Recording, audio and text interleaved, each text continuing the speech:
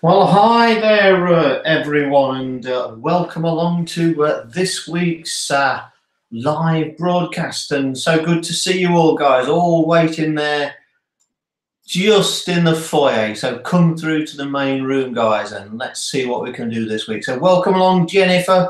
First in. You must have your own key. That's fabulous. Great to see you from the great St. Evanish, centre of everything loose and a pound, apparently, and a pound. Welcome along, dear Jennifer. Good to see you.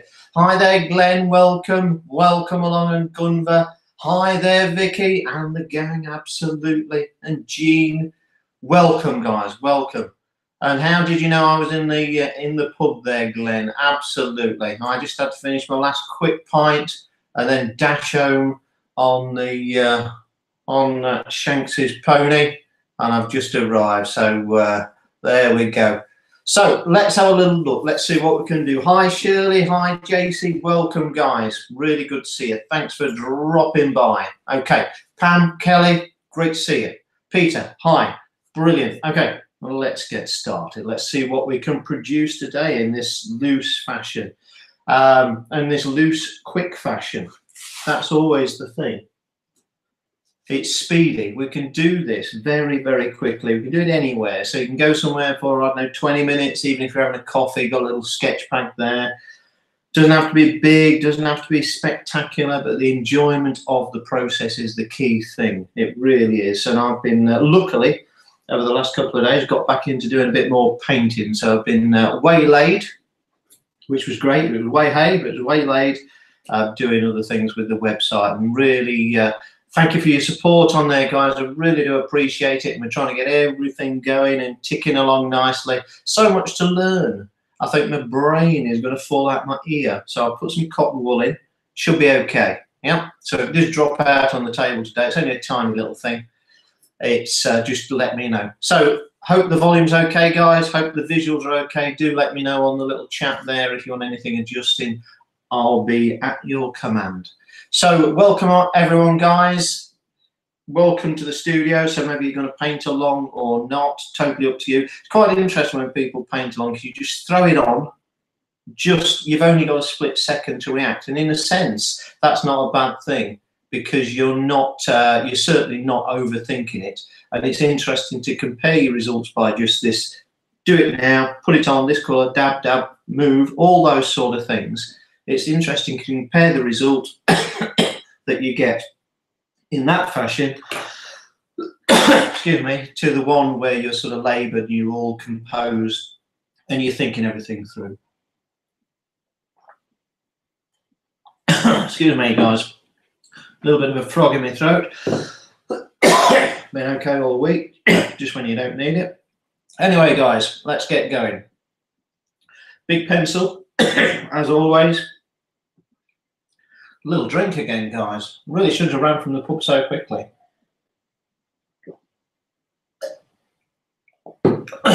Okay, we're on our way. Yes, I can speak. Brilliant, brilliant. Big pencil, yeah. It's important to be loose with the pencil, because the three elements of being loose for me are loose pencil work, loose application of paint and, well, water and paint in that order, and loose interpretations of the colours. So loose interpretation of the colours, meaning if you're looking at a particular object, a red door, for instance, maybe the one I've done recently, or it's been on the site recently, should I say. If you look into a red door, the light's going to affect that in quite a dramatic way. So say coming from the left, it's going to be lighter on the left-hand side of the red door, so it's going to be a lighter red or a chosen colour. And then on the darker side, it's going to be obviously a darker colour to suggest shadow. So you've got quite a range within the one colour. So placing it on just as red is not really how you would see it. It's the combination of light plus colour and then the overall mood that you're trying to get over. So well worth thinking about when you're putting your colours down. And I've set myself out a little, well, a while ago now, I set myself out a little choice of colours, and that's really why I stay at those particular colours, because they suggest the light and shade. So here we go. Let's have a little look. Okay, so we're going to start with, this is my scamp, guys. Yeah, follow along with the scamp as well. So I'll do this heavy dots to start off with. Them little dots. That is traditionally in, well, where I live in Leicestershire in Middle England, that's called a rectangle. Yeah, so it may be different where you are. That's a little rectangle. If I make it shorter, that's a little square. But basically, look for the most basic shapes that you can get to suggest the object that you're trying to do. Far end, another rectangle. Yeah, all I'm going to do is chop the end off there. Keep that straight. That's it. That's all I need for this first part. That's the eye line. There's my eye, beady eye, watching. So everything there is straight. Everything below is going to have some sort of angulation to it. Same above. But a very, very simple way of just starting to get your perspective in. And again, if you overthink the perspective, I mean, obviously it's an extremely valuable tool, but if you're using it in a loose sense, you can get a bit bogged down, dragged into the nuances of it, and we don't really need that. So there's the bottom. That's going to be a little sort of shelfy type thing. Yeah. I'll split that in two. I'm going to put some suggestion of ornateness here, a little oval in the center. And again, doing it on the scamp, it just gives you that chance to work out the shapes and get a feel for the shapes. And a great thing I've been noticing on the website and on the Facebook site is people are sort of taking an image, trying to get a mental image, and then they're trying to remember it and paint from memory. Really good exercise, that. Really good exercise. You really just need a snapshot of information. And the more you can carry, the better, because then you can replicate that as much as possible. And you can also tailor it a lot more. You're not going to be dragged in by looking at the reference all the time. And that's that thing that bogs you down, because you're fighting against reference. Don't really need that. So let's get going.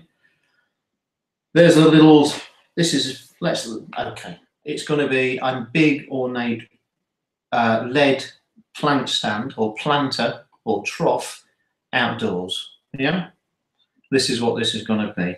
So we've got, this is going to be big. Yeah, I'm saying this is about 1 meter high. So I'm going to put plants in this because this is a planter. Just knock the ER off. You've got one. Anybody can do that.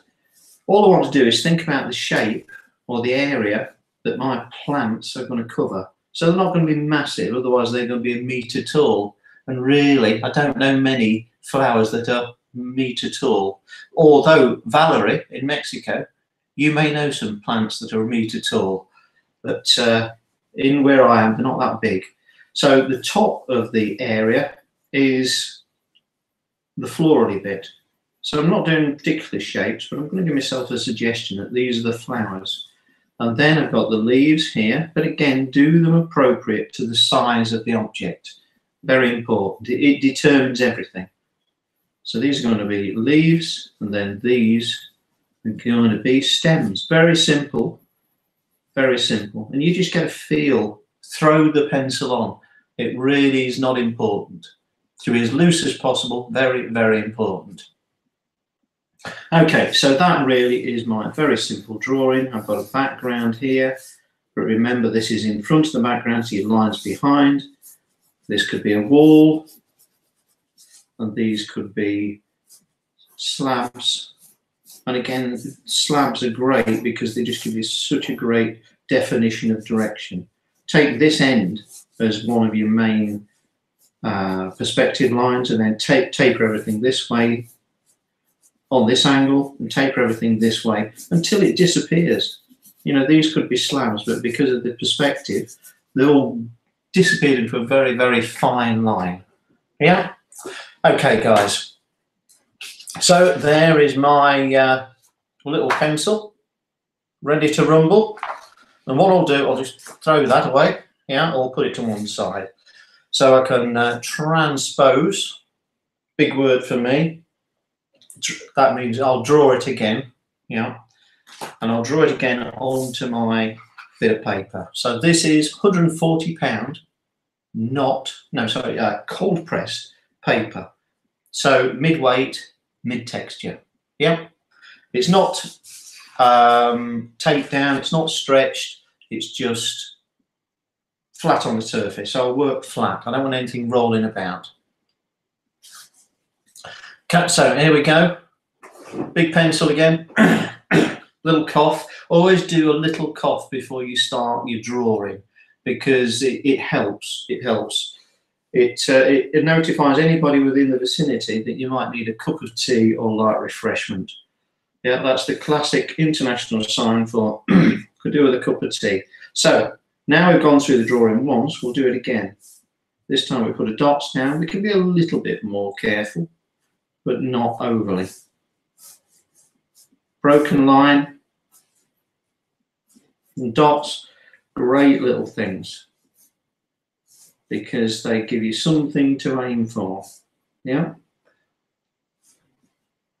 Far end, we've got another, that smaller rectangle, that eye line, remember? Dragging that down, and I leave my pencil work on. So I like the feel and the movement of the pencil work. I don't think about, I'm going to rub this out later on. Or if I put a couple of lines on, doesn't matter. Nothing matters. Mental approach to this type of painting is key. And again, looking at your works and comments online, you're your own worst critic, guys, sometimes. You really are. The easiest thing to do is don't criticise your work. Just say, yeah, I like that. I enjoyed that. Look for the positive in it. Now, I do preach that quite a lot, because it's very important. Because once you get this mental thing of, oh, I can't do it, it's gone wrong, blah, blah, blah. And easiest thing in the world is to come up with an excuse. Yeah. It may be valid, may be very valid, but kid yourself, calm yourself, tell yourself differently. It's better to be happy than sad. Yeah. So be happy. You've got the choice. Go for happiness. It's great stuff. Available at your nearest happy stockist, and it lasts forever. Yeah. So just replicating these shapes here very loosely, because again, I'm carrying them in my little brain. I'm not being perfect about them, because again, the images that we do in this style are impressionistic. They're just our vague idea, our vague notion of the idealizing the object that we're doing. Yeah. So tight and detail is just that. That's telling you everything, warts and all. I don't need that. I used to do that, and I don't need that anymore. So there's my little box. Let's just move that up for you a little bit closer, guys, just for a moment. There we go. That will settle down, and I might be able to zoom in for you as well. Who knows? Oh, look at me. Oh, look at that.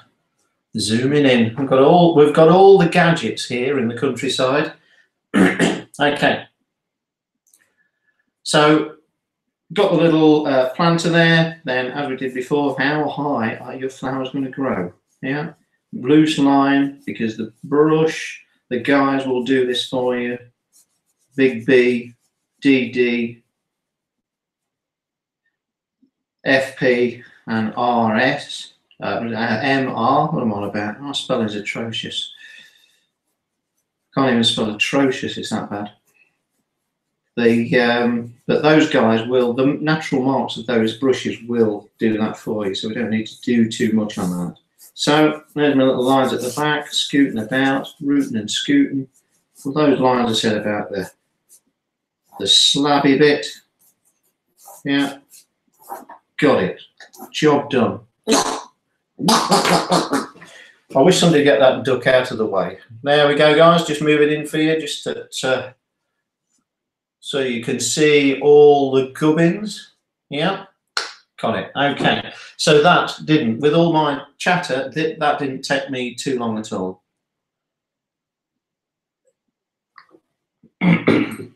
Right. Okay. So sorry, guys. Hi there as well. Just to pick up. Hi there, Carol. Welcome along, and Nina and Maria. Welcome along, and all you guys. Let's get loose. Let's do it. So, recognise that mess or that beautiful palette? Yeah, there's all the colours that I've laid out. Notice I lay them out in lines. So I don't put them in blobs. I don't use these wells at the outside because you can't get at the paint. So what I do, say Big Brian, thank you Big Brian, didn't ask you, just grabbed you by the scruff of the tuxedo. All I do, water on, run the brush over the end of the line. I can pull in as much or as little pigment as I want. And again, it's a great way to control the strength and amount of pigment that you're going to use. Okay, let's get rocking and rolling. Got this to one side. I'm actually going to start with this fella. Yeah, there's 2 D's in his name. Dangerous Dave, absolutely. He is a fella and a half. A little bit of water for a start, get things moving. I'm just throwing this on because it's great little patches of liquid that I bump into, shall we say. So I've got that on. I'm going to start off with cerulean blue. Throw it on. Put the brush down, drag it across. Placing that on. And again, just dragging some across. Then I'm going to go for a little bit of mauve. Now moving it either way. I'm just letting this sort of merge together naturally.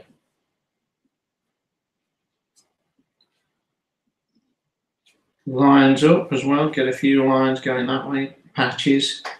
Then I'm going to use new one for the week, burnt umber. Again, just throwing that on.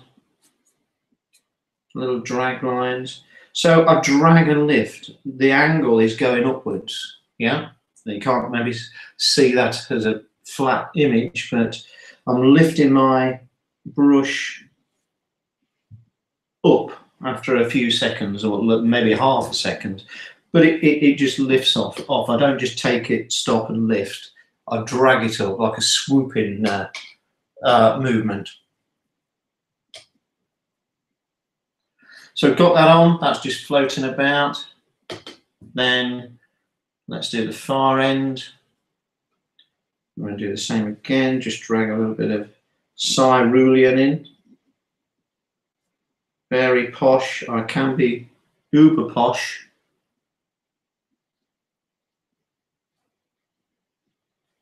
Dragging that in. And I'm using sort of just the white of the paper to delineate the edges. Got that on. In fact, I'll put a little bit of burnt umber in there as well. And drag some of that across a couple of the bits just to merge them together. Edge of the brush there, picking out. All these white glitches could be important, could be useful in a few moments. Nice white patches of light in there, so there's no masking fluid, there's no taping off or anything. It's just allowing the paper to shine through. I'll just pop back in. I'm just going to drop a little bit of indigo on there. So again, sometimes until I put the paint down, I don't know the quality of it, the strength, should I say. But I'm using, again, smaller lines just to delineate some of the lead marks of that simple drawing that I threw on at the beginning. Again, just the edge of dangerous there. Almost like a movie plot, the edge of danger with Dangy Dave.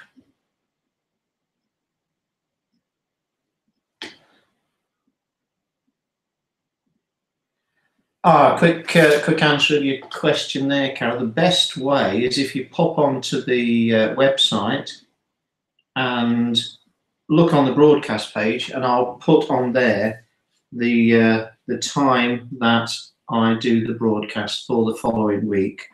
So it'll say just on there exactly when it is, and you can tune in via there, or you can tune in via YouTube. So they both work equally as well. Luckily, it's still in play. But that will tell you exactly when it is, so I will go on there. Just using the Ladyship Miss Rigger now, just picking out some lines. But all of these lines really are going to be a replication of the shadow. It's that's all it is. So you're not actually trying to draw the line. Everything is a shadow. Yeah. Hi there, Marianne. Welcome along. Good to see you. So there we go. So we're using abbreviations because it's a quicker way of getting the message over. So here we go. Flicking this on very quickly. Again, curving that round. So we're just picking up suggestions of the shaping on the side. Nothing much at all. There'll be a little circle, or oval, should we call it, in that centre, like casting across there. Job is a good one. Right, better clean him off. Need a bit of a shower. So got that on, guys. A little bit of water along the top. Now I've got Dangerous Dave just dropping this on. Right, with these dabs, what I'm thinking, light this side, mid-weight of light, centre. So don't make these too big. You're better off with them starting a little bit smaller and increasing the size, rather than doing them whacking and then having to alter everything to suit. So get them on for a start, then you can adjust. But what I've done there is light to dark, yeah? And again, always think where they'll grow. They're not going to grow right down here. The heads of the flowers are up there. No, it's my abbreviations for the brushes. They know the names now, Marianne and everyone. So sometimes it's they've got little nicknames so short you won't even notice. So got that on. Now we've got a little bit of water where the foliage is. I'm going to start with what it is actually sap green and a bit of gold ochre. So we've got that sort of olive type flavour to the greenery there. Dragging that on, just pushing the brush about.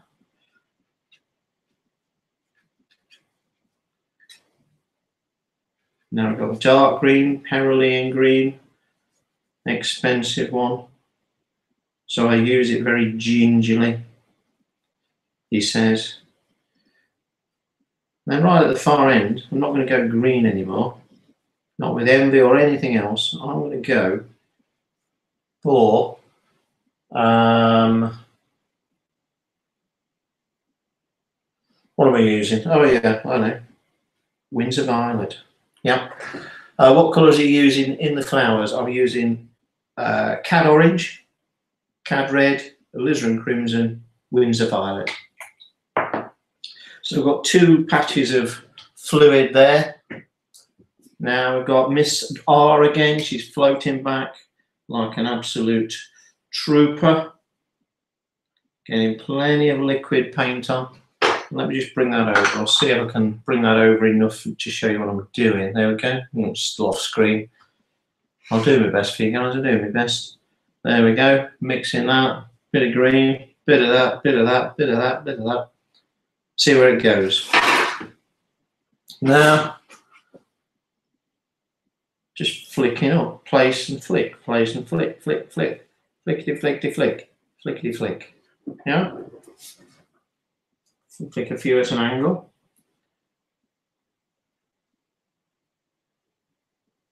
place across. The noise helps as well. That's a small a racing car, Formula One. I find that the ideal sound for this sort of thing. Flicking up again. Again, I'm gently changing the angle as I come across. Got that on? Little cough, always useful. Now we've got a little bit of ultramarine blue, yeah?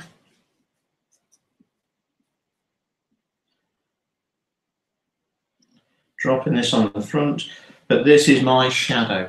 So in your head, just say this is shadow colour, and then you'll march across and think, right, okay, I'll place this where shadow will fall. Drop that on.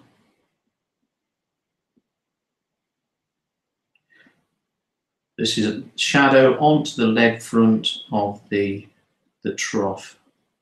Put some on the side there. And that falls down, and that lifts the flowers up. So got that in place, floating down. Now we can have a look at the background. Do I always paint flat on the table? I put the paper flat on the table, Pat, yes. I don't have a board, but I don't lie flat on the table because it's so uncomfortable. I use a chair, but flat on the table is invariably, that's the best way I do it. It's a bigger area. Also, I can twist it about quite nicely as well. So,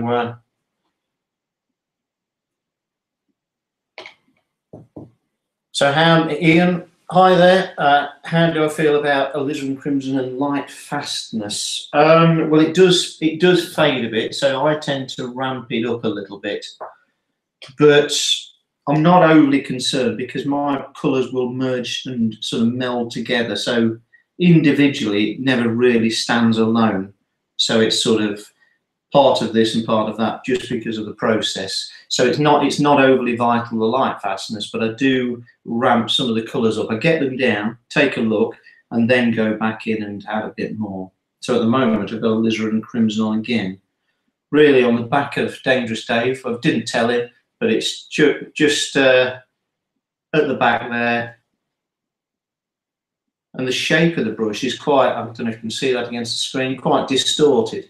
I don't always preen the brush to get this perfect shape. I just see what shape I've got and work with that. But I'm just placing it down and pushing it. And as I said to Marianne, it's allow the brush to guide you. Little dots. And also you've got to think about the distance of these flower heads away from where you are. It's not, you're not on top of them. In your mind's eye, you're on top of these and you can think of the shape of the flower and really you'll be working for that shape all the time. But it's a distant thing. Just little dots and dashes are really enough. So you almost need to give yourself the leeway to be that expressive with just the overall distant shape. You made it late, Lady Shadow 79. We're waiting. Look at me watch. Look at me watch. Oh, that's gone as well. Okay, so got this on background. Just going to throw a little bit of water on. Throwing water on so everything moves about. Just do the wall section for a start. Just want something nice and light for a start. So I've got a little bit of lemon yellow. Well, I like the way that's just bleeding off. Dragged across. Let's go there. Just a very, very, very light tone. And then this side, I'm going to say, right, you're in shadow now, guys. And that's all it is. Don't try and emulate the colour of the brick in a minute fashion. you'll start to yawn. Negatively pick out this end. Flick that over. Now what I like here is allowing some of this to bleed in to the background. So I'm just pulling it in to the still wetted flower heads. You can drag a little bit of water. It's just water on there at the moment, no pigment. Just dragging some of that together. It bleeds off, yeah, just floats off into the distance.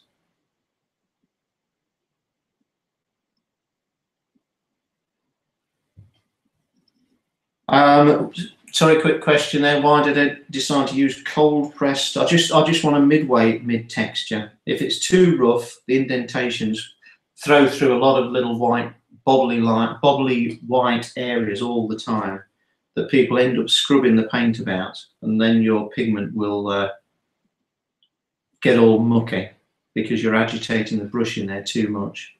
If it's too smooth, it just floats about nicely for a while, but then it finishes, dries with quite bitty, sort of acidy edges, which again don't look too great. So it gives the best overall effect, finish-wise, for what I'm trying to achieve. But again, experiment, because the one thing about this style, it just gives you free rein to try and express what you're trying to get over. And really, everybody comes to the table with a slightly different theoretical agenda. And that being, what finish are you trying to achieve? What are you trying to get out of your painting? Is it just to replicate the object? If so, maybe not the style. You know, detail is going to be your thing for that. But with this, you need to almost have a real good think of what are you trying to get out of this? And really, all said and done, I always say it's the pleasure of the enjoyment of the time you spend painting. That should be the key thing.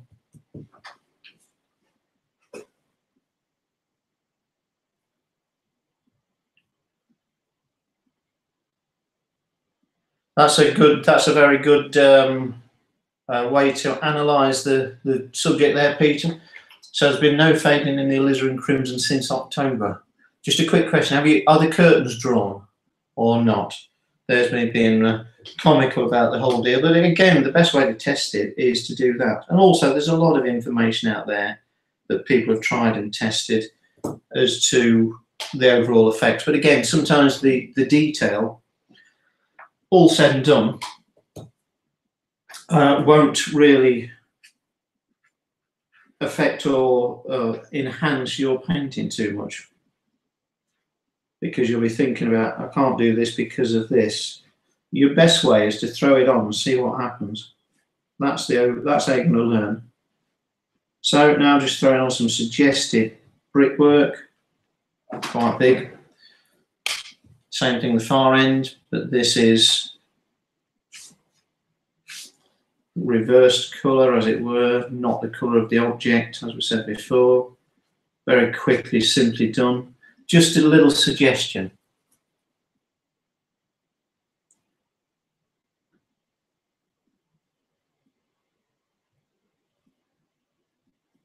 So,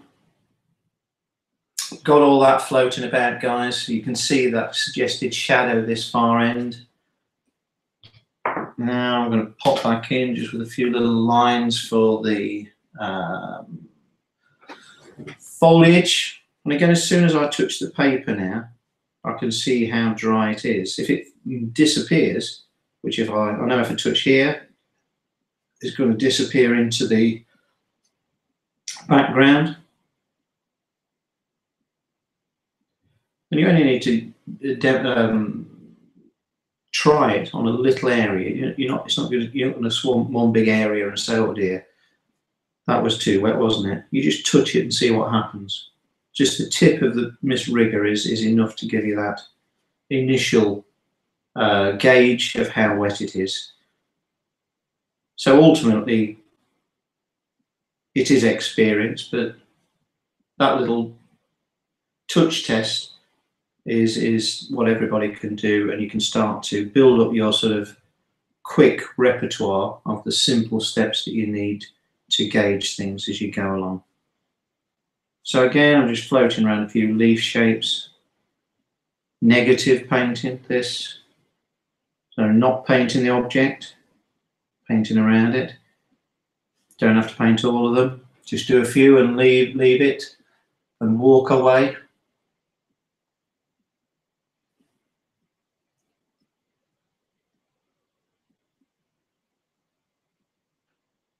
So let's have a little look, just move that up a bit more. And again, I can go in with the ladyship, Miss Origo. Great thing about Miss Rigger, she does the end work. You know, she adds the little bits of beauty towards the end. Purely because the shape of the brush can easily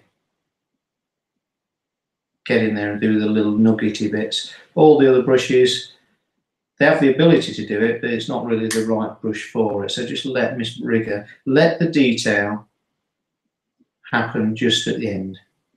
So you have to be brave. A lot of people dive in a little bit too early to actually start doing that. You want to do it as the last thing. And again, a little bit of confidence, repetition, repeat the projects. Don't just do them once, because it's not about, oh, I could do that. What it is about learning how to do it all the time. And ultimately, your best place to be would be to go out, blank piece of paper, few brushes, stand there, half an hour later you've painted a cityscape or a fantastic garden, and it was just a breeze. And the only way you'll ever be able to do that is carrying that knowledge in your head, because it won't be the kit, ultimately. It won't be the nuances of all the kits. They'll be useful, but they're not that important. So I've got all that on, guys, floating about. Then again, at the front, this is dry now. Using Miss Rigger to, let's scoot across the bottom. Not Miss Rigger's bottom, heaven forbid. Heaven forbid. Flicking across.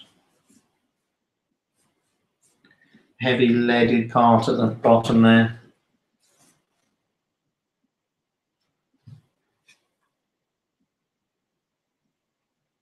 Flicking across again, little touches here and there, because then that colour will land at the end as we do.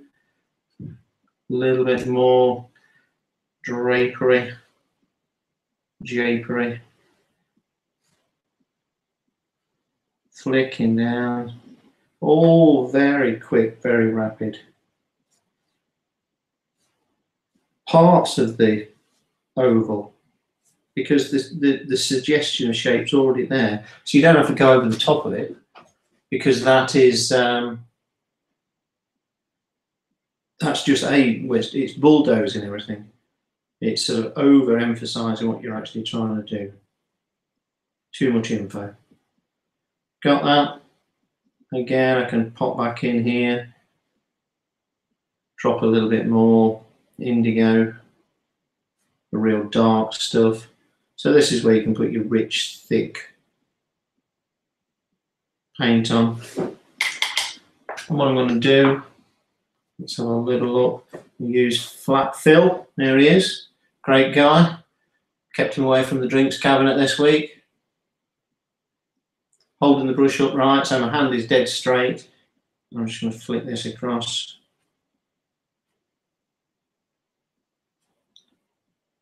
So I'm test moving the brush for a start.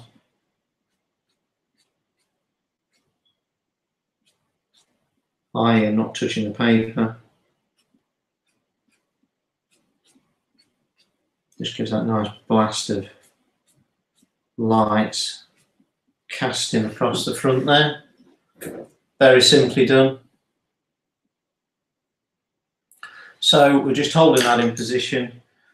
What I would do as well is, using a ladyship Miss Rigger, I'm just going to drop a few little nuggets of tone onto the front as well. These could be blowing petals, yeah. It just gives a bit more to the story. What should I say? A little waft of wind. See what I see? See, I wasn't a poet, but I really didn't know it. And again, a painting is a story. That's why you got that 1,000 words very quickly. So we've got little bits of petally stuff there. Could be nice and solid, but then I've got water on this rigger. And I just flick that through in the direction of the object, gives that nice waft light feel. And again, you see, I test things out like that, do a little bit of it if I like it.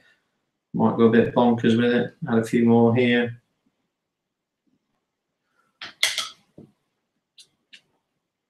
But just thinking about that, adding that draft of or blast of light and wind, just adds more to the story.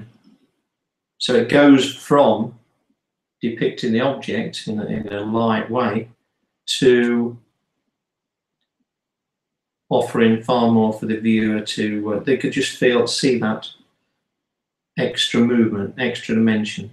And again, the way things dry.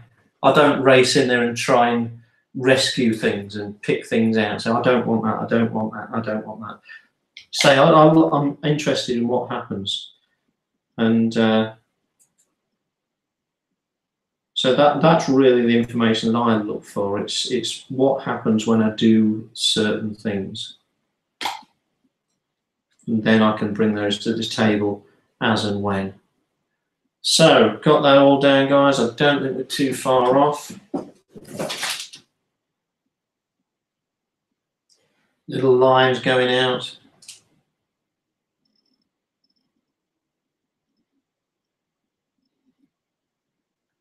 Good question there, Jenny. Was flat fill wet or dry? What would you think? I'll let you. I'll just throw the question back at you, but I'll tell you in a second.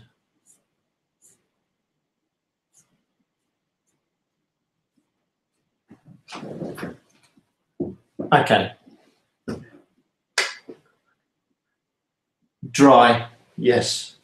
If it was wet, I would scrape everything across, and also I'd leave a channel of water where the water of flat fill would have been, and everything would just go along that line. Also, it would push paint away because the wetness would just blast that paint away. So just using it to pick up the pigment there and push it as far as that pigment would allow. And when it runs out of steam, it naturally stops. So quite a simple, useful way to do it. Now just this end, I'm just going to put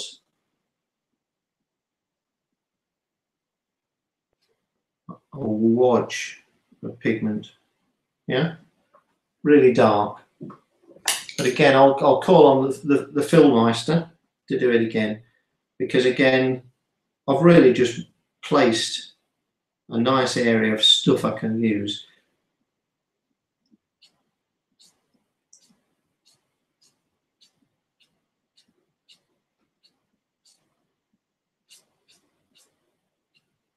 And then just blast that across. It's great little sweeper. So it just gives a suggestion of dark over there. So for more drama, let's just have a quick look. I'll put a bit more down. I mean, that's just liquid paint.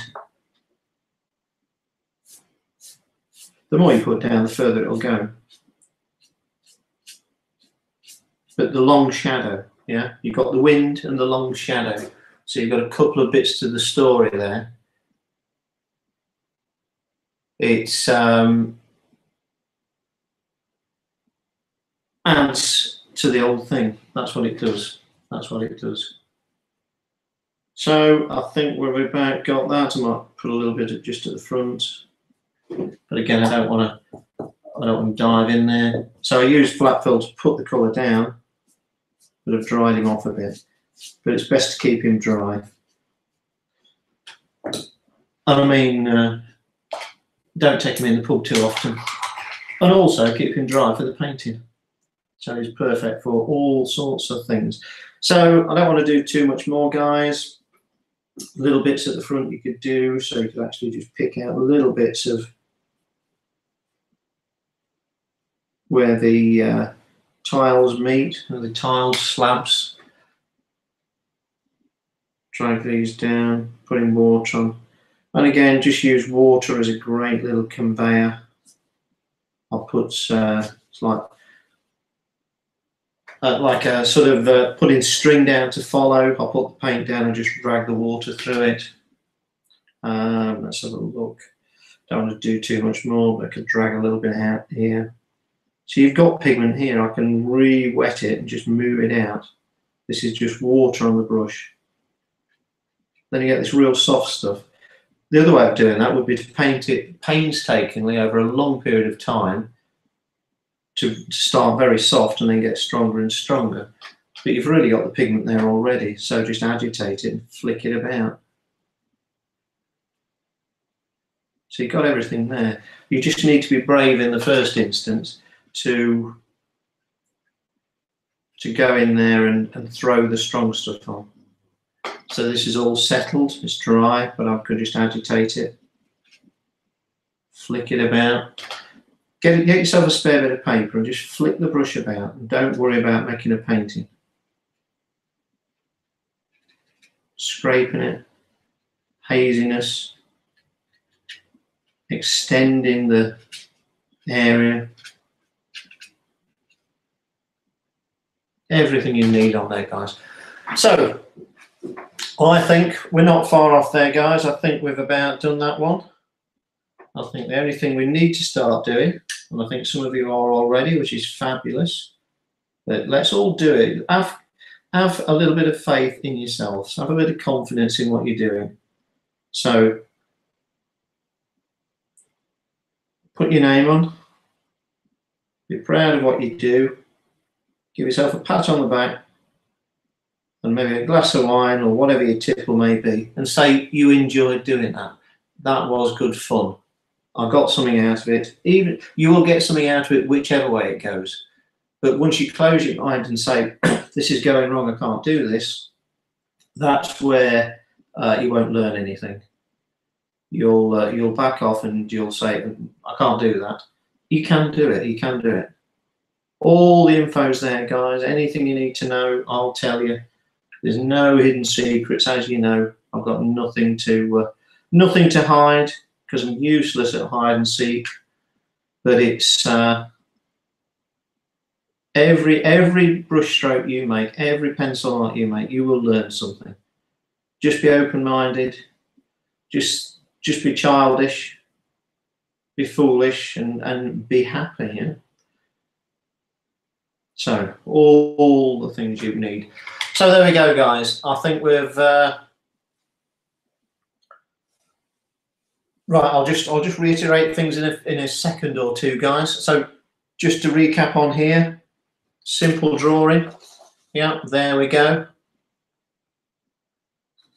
There's my simple scamp for a start. The scamp will get your hand used to the shape. You can work out everything on there, so you're not clogging your paper or wasting good paper. You're getting all of your ideas around here. Yeah, so there's your scamp. Then we've got the drawing again. Replicate that by using your big pencil, dots down, draw the lines, broken initially, because now you can't see the lines that have gone. They do disappear because of the pigment. Get your drawing down. I'm working flat, it's not taped down. So there we are. See a little bit closer, guys. Where's the angle? Useless at this. There we go. Yeah, so you got everything down. Then I started with Dainty Dave, get some water on, cerulean blue, winds of violets, burnt umber this week, found that one in the bottom of the pile. So that's a real good one. Get that on, do it in blocks. That's the front, that's the side. Light coming this way. Unless you want it coming this way, just alter it around. Do what you want to do. Got all that on, flowers, Cad orange, cad red, Windsor violet, alizarin crimson just here. Get those on for a start. Leaves, sap green with a bit of gold ochre. Perolean green, which is a dark, rich green. Windsor violet, light to dark. Get them on. You can see all the little white glitches now showing through to keep it alive. It's not killed it. So all those on, then just going backwards and forwards and playing about with it and throw it in on. Do it 10 times, do it 20 times. It's not for the, it's not, you're not bored with the subject. What you're doing is learning in a fixed environment. i.e. you're doing something you know, you can do it again, and you can test all these things out. When you start picking on new subjects every 2 or 3 minutes, then you're not learning the essence of it. You're learning how to churn out a nice painting fairly quickly and effectively, but you can't carry the two things over. And I'm sure when you try, you use different subjects and you think, I'm great at this, but I can't do this. So then you cocoon yourself in the greatness that you can do, and you don't go into the other. Do the things you can't do. Anyway, guys, there's enough of me pontificating as ever, but I really do hope you enjoyed that.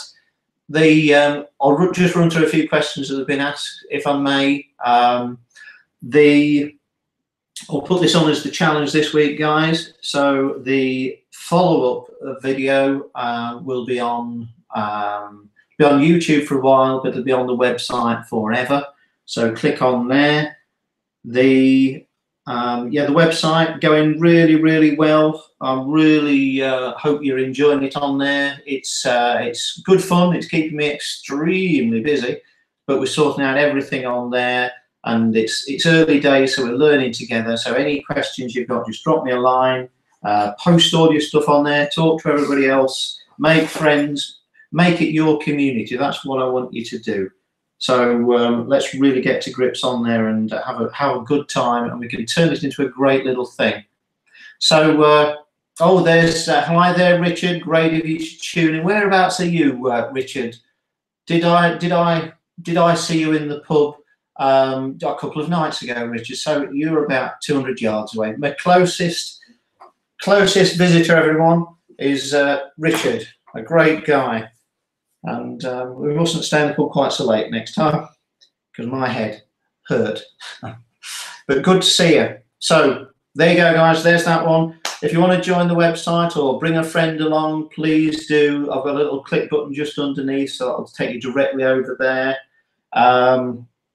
What else have we got? I think I may have one more place in Italy for the summer. So if you want a suntan, I want to get covered in paint, have a look at that. And again, the link's on the website. Any questions, throw me a little message. Failing that, guys, have a fantastic week. Enjoy the painting.